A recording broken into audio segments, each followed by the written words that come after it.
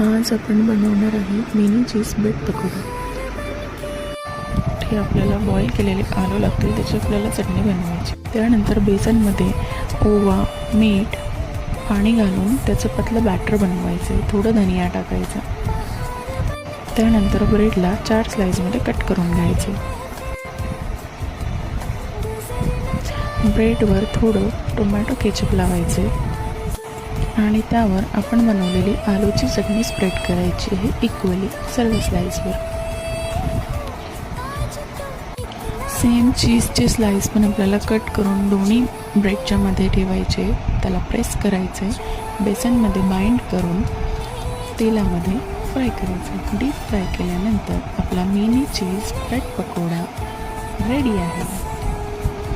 Enjoy.